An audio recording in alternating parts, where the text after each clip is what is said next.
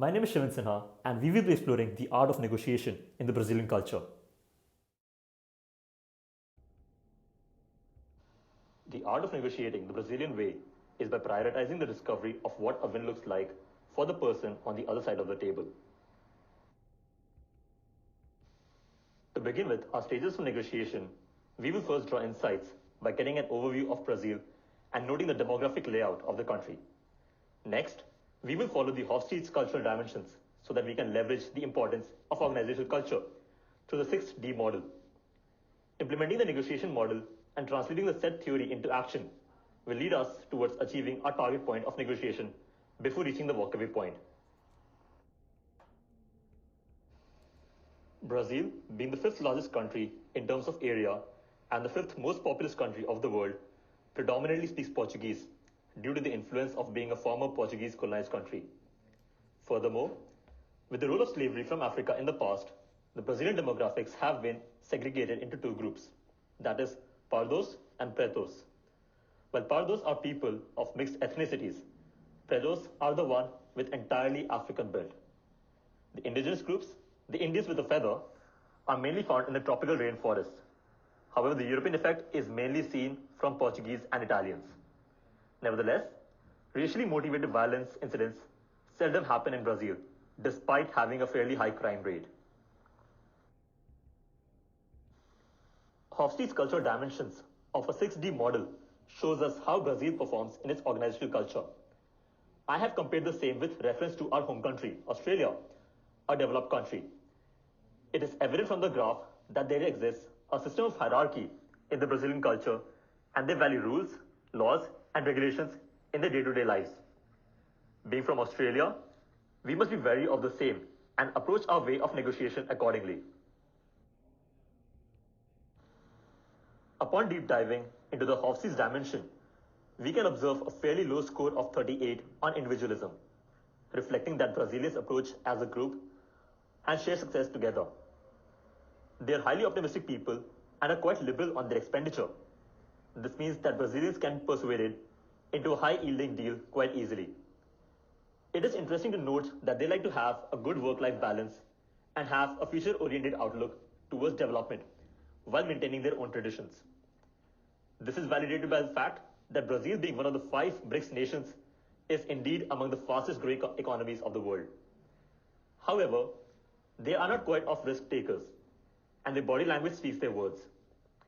They are highly expressive in nature, and even a slight change in our tone or behavior might end up with us not reaching a fair deal for both the parties. The model of flow of formal negotiation, as suggested by Ray Phelps, shows us that there are 3 main stages of negotiations, that is, differentiation, exploration, and exchange. However, upon looking with the broader scope, as suggested by Fan, there are 3 distinct phases, including the phase of formal negotiation as a penultimate one. The phase of pre-negotiation precedes formal negotiation as the first level of research and approach as negotiators, while post-negotiation succeeds it, prepping the negotiator for the forthcoming rounds of agreements and negotiation. As the first phase of negotiation, we must understand the Brazilians, being of collectivistic nature, values building of relationships through trust. The Brazilians only enter into deals with people they feel they can trust, and therefore, as effective negotiators, we must befriend them first. Secondly, the pace of negotiation tends to go quite slow, and we might go through multiple iterations of a meeting. Therefore, it is advised to set your drawing board for the negotiation with a bottom-up approach. With Brazil being one of the BRICS nations, it is severely impacted by globalization. As noted above in the Hofstede's model, Brazilians value competition while maintaining the quality of life, which shows that they do not fear change and move with what the future prospect dictates. This means that negotiators can expect changes in the legal system quite often, and it is suggested to bring along a lawyer to the table who is well versed with the laws and regulations and ensure a good deal for both. Basing on the aspect of communication, a formal negotiation is further divided into 3 steps: differentiation, exploration, and exchange. The negotiators need to be aware of the differences that should exist between the personal motives and motives as the representative of a company. we must be able to explore our options in order to achieve a fair deal. To discuss the issues and set the stage up to negotiate with the Brazilians, we must be cautious that they will not share the information quickly, and they expect the same from the other part as well as their first instinct. Therefore, we must first build the trust through chit-chat and then proceed to talk business. Being group-oriented and tending to avoid conflicts, they never say no directly and usually convey their message indirectly. Appointments are preferred to be scheduled well in advance. The way of Jaito approach makes them to go around the obstacles without breaking the rules, and it is quite often to use the Jaito way for official means. While en route exploring a fair deal, be sure to approach them with a rather cool-headed mind, as bad temper and attitude shows a sign of disrespect. Organizations being of hierarchical nature means that the final decision is made by the senior member of the group. Therefore, it is prudent for us to identify the key decision maker and shape our talks accordingly to please them in approaching a good deal.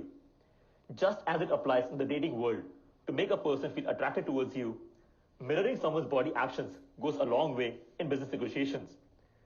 Make the counterpart feel relatable to you, and they will tend to agree more with you while exploring the possibilities to reach a deal we wish to arrive at.